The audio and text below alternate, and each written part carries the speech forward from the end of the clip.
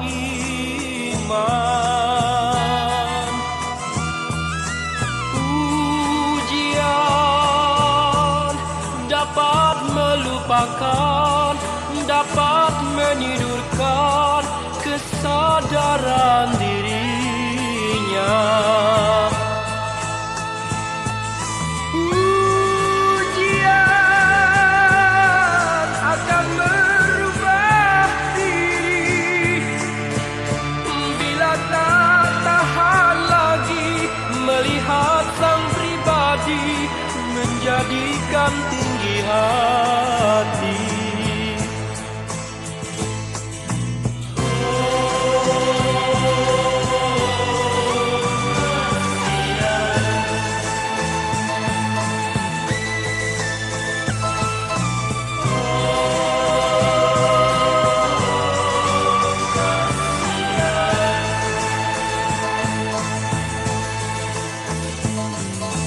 Dirimu tak berhati-hati, tak mau mengerti arah ujian itu. Dirimu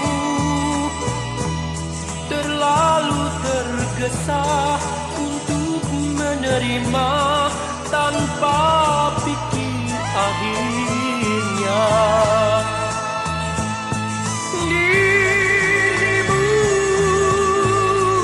kini tinggal merenung, waktu sudah terlambat, apa mau dikata, sesalmu takkan berguna.